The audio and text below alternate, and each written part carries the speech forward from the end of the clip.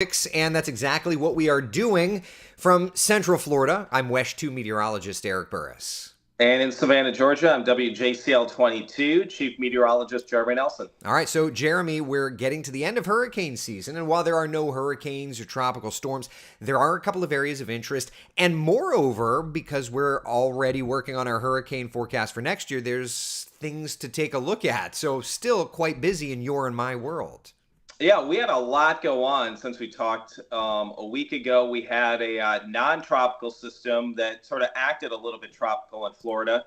And now we have just over a week left in the season and two areas of interest in the Atlantic Basin. I'll let you start with one of those. Yeah, so first off, you can kind of see the big perspective, really not much of big organization. Out here near Bermuda, if you look to the right of Bermuda, there is an old front, and computer models are hinting that a piece of that front may try to detach, and as it does that, we may end up getting ourselves a little bit of an area of low pressure trying to take on tropical or subtropical characteristics. And if that were to happen, Jeremy, could end up getting our next named storm of the year. Yeah, in this one, no threat to the U.S. It's going to move off to the east and maybe curve a little northeast in the open Atlantic, which is good news, not going to bother anyone. Fish storm, as we like to term it, but if it would get named, we would have Vince. We thought maybe we would get Vince with that Caribbean system. Did not happen. We're at 20 storms so far this season, so it looks like we'll maybe add one more. We'll see how things play out. You get this late in the season, these things have a little more uncertainty with them. Yeah, and tropical, subtropical in nature, at the end of the day, it doesn't really matter because it's moving away from us. But if it gets cataloged, it gets cataloged. So that'll be something else for us to track. Then, Jeremy, elsewhere in the Caribbean, another piece of energy here. This one, interestingly enough, the Hurricane Center tagged as an invest last night, but out of the two we're watching, it's like the bigger hunk of junk. It's like the old jalopy in the garage. Yeah, it looks a little bit sheared there. You saw some thunderstorms flare up and then kind of go away. Only a 10% chance of development. And we were looking at models, and it was even kind of hard to find that this would develop at all. But racing towards Central America as it moves in a westerly direction. So that one's moving to the west. The other one in the open Atlantic's moving east. Any way you look at it, no threat to the U.S. Yeah, and so at this point in time, it's not that hurricane season's over with, but certainly there's just not a ton of stuff to watch out there for right now. So one interesting point, though, like the Caribbean, Jeremy, water temperatures down there are still plenty warm to sustain tropical activity, but this is a good kind of reminder that water temperatures are only one piece of this ever-evolving puzzle of tropical systems. Yeah, you need some upper-level support. You need a good environment for that low to develop in, and in some cases that doesn't happen. When you were showing that big IR map, the satellite earlier, it almost looked like, hey, we're in late fall, early winter, just big troughs kind of swinging around frontal boundaries, and not really these more compact, organized tropical areas. Yeah. So with that said, then, the good news is that there's just not a ton to watch at the moment, right? But we're already now kind of dialing into our long-range hurricane forecast. And Jeremy, what that means is that we're logging where all the highs and all the lows are and trying to figure out where storm systems are going. And since the last time we spoke, there has been quite a bit of storm activity, we'll say, in the Atlantic Basin. Yeah, I would say last Wednesday, Thursday, and Friday, those were some days that really piqued our interest. Could that be maybe one of the signature storms in this year's cyclone weather pattern? We'll have to see. But it first started as a low kind of in the north central Gulf, went south of Louisiana, and then we had a secondary low that ended up sort of being the main one over South Florida. There was, I believe, in some spots, hurricane force wind gusts. I know there was a tropical storm force wind gust in Fort Myers of 59 miles per hour, 6+ inches of rain, and then that sort of scooted its way up towards kind of the Space Coast and then off to the north and east. So I know you were living through that one. We just had maybe a few showers here, but no wind. Yeah, I mean, it was remarkable, right? Like, there were parts of South Florida that got 9-10 inches of rain. And they had seen that, 8-9 months before with another storm system. But then as it moved off of my coastline, we got, in some cases, 9 inches of rain. And there was Doppler indicated in kind of a no man's land, but right on the Brevard Indian River County border, just inland from civilization. Everybody there lives right at the beach, so you go inland a little bit. Mm-hmm. Doppler radar was indicating in like a 2-day time 15, 16 inches of rainfall. And so these are things that we need to take like mental notes of, right? In terms of winds, it was gusty 40, 50 miles an hour. But as you mentioned, down in South Florida, 60, 70 mile per hour gusts. This is a big indicator of, hey, there's a pretty big part of our cycling weather pattern that just happened. Right, and that's something that we will be watching. So we think we're kind of at the tail end of cycle one right now. I think within the next maybe 7 to 10 days, we'll get a clear indication. At least we think right now. Sometimes we get fooled. Again, I would say mid to late December, we'll have a much better handle on this. But we're really trying to pick out maybe something that would be recycling, which this year, one of the first things in what we think was the new pattern was a pretty easy thing to identify. We had a low in the Gulf and also a system that moves through the plains. Yeah, so, looking at like October 12th, 13th, an area of low pressure kind of moving across Florida, 12th and the 13th. So, interestingly enough, looking at the Thanksgiving, and I'm going to use one of my WESH surface graphics here just for funsies, but 12th and the 13th of October, right? But if we look at the day after Thanksgiving, we've got a storm system kind of generating in the Gulf of Mexico and working across Florida. So a couple of the signature parts of this pattern, Jeremy, you had mentioned not just that Gulf low, but there was also a piece of energy, another area of low pressure in the plains at the same time, right? Mm-hmm. The 12th of October especially. And so those are just little factors, clues we look at. That one did produce some weather out there into the plains while we had that low in the Gulf. And obviously the low in the Gulf, we've now seen probably 2 or 3 times a low that wanted to move somewhere in the north central Gulf, kind of head towards Florida, whether it was the Panhandle, Big Bend, or that South Florida area. So we're almost starting to solidify that north central Gulf, maybe Louisiana to Florida, would probably be one of our hot spots. I don't think that's speaking outside of giving anything away for our forecast, but people that follow along, it's pretty obvious. Yeah, and this is the surface map of, I'm just going to pause it right here. This is Saturday the 25th, okay? You've got your low that had just crossed over Florida. There it is in the Gulf, crossing over Florida. And then you've got an area of low pressure firing up over like North Texas, Oklahoma, like, in the plains. And so this looks similar enough to the October like 12th surface map, 10th, 11th, 12th surface map. So if that's the case, would that then mean that this year's a 45-day cycle? It at least looks similar enough that that's our first flag of, oh, okay, maybe we are recycling. Yep. Yeah, and I think something we've learned here the last few times, cycle one almost is like a day, or I would feel like sometimes a day or two shorter. Yeah. Because we develop our range, which is usually maybe last year, what was it, like 48 to 52 or something like that. Yeah. And initially we were like, oh, it's maybe 48, maybe 50. And then we had like a 51, 52-day cycle in there. So might be a little bit shorter this first one, and then obviously we'll get to see cycle 2 and 3 before the hurricane season forecast comes out, so our confidence will go up. But this might be the first time we've had potentially the recycle, the pattern coming out. Yeah, and if that's the case, then we can start really observing, really taking notes, and then going back and applying this to, for you and I, it's going to be like, well, how does this play in for winter? When are our big hits of cold air? Now we, once we kind of are able to do that overlay, then we can do all kinds of other work, which is kind of exciting too. Yeah, and looking at the models here, I would say you backtrack maybe 10 days, what actually happened and what's coming up. We are starting to get a little more of that sort of strong El Nino pattern setting up across the South and Florida. Definitely a lot of systems trying to cruise down in the subtropical jet area, and that's a characteristic of kind of that stronger El Nino. Again, we don't buy into this completely when it comes to like ENSO. We don't base our hurricane season forecast solely on that. And actually the last 2 years we've gone against it and been, for the most part, correct. But I would say at least in winter terms, could get kind of wet down your way. Yeah, I would think that not only wet, but stronger storms too, with that jet in position. And if we've got these lows, that October 12th cycle, we had an EF2 tornado in Clearwater, and we had an EF2 tornado up in Flagler County in my northern coverage area. So it will be interesting to see if this low coming through the Gulf is that part of the pattern.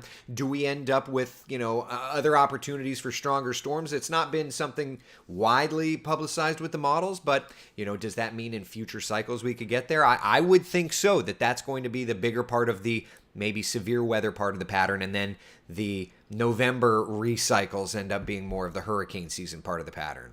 Yeah, it'll be interesting, but we're definitely starting to gather some of our own ideas about where hotspots will be, kind of the favorite storm track for next hurricane season.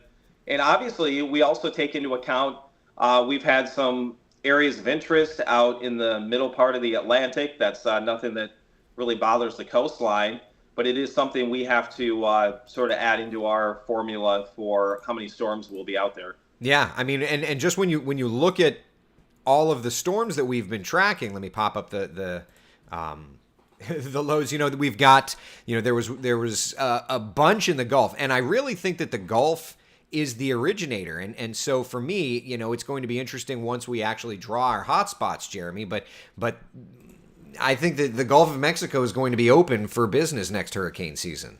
Yeah, and I think we'd have to go back and we can maybe dig this up for the final episode coming up next week. But looking back the last 2 years, I don't think we had Louisiana in any type of hotspot. So the Gulf is not always busy. I feel like we, last year, we just had like that portion of Florida there. Panhandle. That's 23. Here's 20. I'll find 22. Give me a minute. I'm glad you still have it. I think I just take those maps and update them. No, I've got them. So that's 22. Again, okay. Gulf was not open for business. 21. Yeah, so, and then the year before that, I believe, is when we had was that the year we had Laura and Ida? Yeah, look at 21. Yep. Yeah, that was a busy year in the Gulf. So we've had 2 quiet years in that sort of Louisiana area. Yeah. And now coming up for this next hurricane season, we're both sort of on board that the Gulf might have a bigger exposure. Yeah. So it'll be. Look, I mean, this is why we do this, to try and always give early warning to these sorts of things. So that's what we're going to be doing. All right, Jeremy, why don't we chat a little bit about the season by the numbers as to where we're at right now? Okay, nothing has changed since last week. 20 storms. One of those was in January, so we've had 19 named. Next named storm will be Vince and then Whitney, and that's it for our list. Hopefully we don't get through that. 99 storm days so far this year, averages about 68. Last year we were below that. This year, obviously, above it. And then as we take a look at the ACE score, accumulated cyclone energy, the average is, I think, we're like 122 by the end of the season. And we're above that. Last year we were below it. So you can kind of see by all the numbers here, all the metrics, this year was more active in a lot of those named storm days, and also the ACE score. And you really can't argue with the ACE score. Right. I mean, you can maybe be like, well, some of those storms shouldn't have been named. But again, we made a case that Memorial Day we thought could have been subtropical at the very least. So kind of it evens out a bit, I guess. As I tell my wife all the time when it comes to like working overtime, it all comes out in the wash. So it is what it is, So interesting. Look, I mean, we're at the end of the season. Now, though, gets into our busy time. We're working on the forecast. So I can tell you that Jeremy and I are texting every day, calling almost every day, checking in. You see this storm system? You see this storm system? So I'll be excited next week, which I can't believe it's our last one already. But I'll be excited to look at this season, where the hotspots were, where the storms made landfall, and then, continue diving into where we think the season is going, because by that point in time, we will have had this Gulf low come through Black Friday into Saturday. We will have been able to see the actual surface maps and see Does it look like it's the recycle? And if so, is the GFS and the European indicating the next pieces of energy that should be there? That sort of thing. Yeah, and I think we were talking about how we had these two low pressure areas last week. First one was near south of Louisiana, Yeah. and then it actually dropped almost due south southeast, and it went right down to the Yucatan area. And then we had the secondary low, which ended up being the main one, form over South Florida. What does that look like in a recycle? Are we going to be able to really pick out which one was dominant? Because I don't think we would have a situation very likely where we'd have like two tropical systems sort of that close. So which one is it going to be during hurricane season that has a greater potential to develop? Or does it end up being that like one, yeah, or does like one version happen here and then one version happen that, wouldn't that just be a pain in the neck? Yeah, it would, but I don't think it would surprise us because we're looking at where these things are peaking their intensity, and that one peak south of Louisiana, then it pretty much weakened and was just like an open low. Didn't it even fell really apart, yeah. And then that one over South Florida, I mean, I don't forecast for Central and South Florida, but I would think, though, that probably had to be a little bit shocking how much wind that started coming with that. Not only that, the radar presentation. I mean, every meteorologist in Miami was like, look at this thing. Like, we knew that, the models were talking about a low forming near South Florida. But, I mean, that little mesoscale convective system got deep, and it was throwing a pressure gradient wind, and it was throwing torrential down. I mean, none of the models really showed 9 to 15 inches of rain. Like the GFS and the European in my area earlier in the week were saying could see 5 inches of rain. And even then I was like, 2 to 4 maybe, like not 5. And then we got 9, widespread 9. And I think that was shocking. And down in some spots, the radar indicating up to 15. Yeah, it definitely deepened more than most of us were thinking. And also with the wind, because I was kind of watching that. At first, I saw like a 59 mile per hour wind gust in Fort Myers. And I was like, oh, maybe there was just like a couple thunderstorms there. But then that wind field was pretty widespread over South Florida. Oh, yeah. I mean, I could go in here and dial up some stuff. But without having prepared it, it would be. But when we go back and do our work, Jeremy, let's make sure to dial up some of those wind reports and some of those rain reports and add that when we talk about that part of the pattern, just because it's there. It's very much there. And it was non-tropical, period. It was a completely baroclinic low, but it was there, no doubt. Right. Yeah. And I mean, we kind of saved some of those things that you mentioned, wind reports, rainfall totals, even the look of the radar with that was pretty impressive. And then that ended up moving up the coast of Florida, right, and before it sort of peeled off to the northeast. Yeah. So November 17th. Let me just clear out my little yellows. So November 16th, it kind of started forming. 17th up the coast, and then by the 18th, it started to pull away, and our weather looked better and better and better. But that gave us in Central Florida like a really crummy, rainy setup. And so that really, based on that, like November 16th, November 17th track, like, do you end up getting something developing in the main development region and then kind of coming up like an Irma, or like a Matthew Dorian, like a recurver that's close, like... Yeah, I mean, we had that case last year where Nicole did hit Florida, and then obviously it ended up being the strongest hurricane we had this past season, that part of the pattern. Yeah. But it was Lee. It did get somewhat close to the easternmost Bahamas, but then it made that turn to the north. Yeah. So we definitely had that part picked out. But again, are we going to learn something from last year? And maybe you're right. Maybe it's something that sort of looks like it's headed in, and then it starts to do that turn north. It'll be interesting to see. All right, that's all I've got, my friend. You have anything else? No, and then next week we will dive into all those preseason forecasts, and we can kind of compare and see how we did versus some of the others. And preview where we're at with our hurricane season forecast. Peel back the curtain a little more, which I like. We're not going to show you hot spots, like we're still discussing that. But right. So don't get your hopes up. We're not trying to like lead you on or anything here.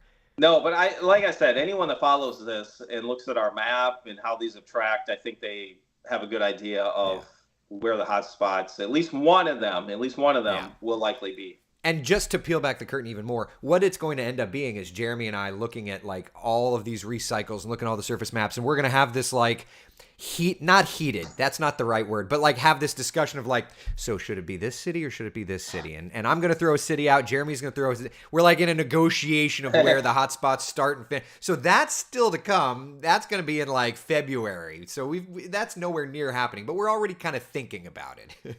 Yeah, and I feel like each year we do the long range forecast, we're getting a little more ahead of it because I already broke down strong El Nino years and what they sort of look like. Yeah. And it was kind of hard to find a trend, at least when I was looking at things, because there were some wild swings. And basically we just end up going back to what's worked for us and kind of run with that.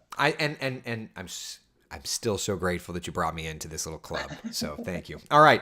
That's it for today. Listen, from WESH 2, I'm meteorologist Eric Burris. And from Savannah, Georgia, I'm WJCL 22, Chief Meteorologist Jeremy Nelson. Thank you, buddy. See you, everybody.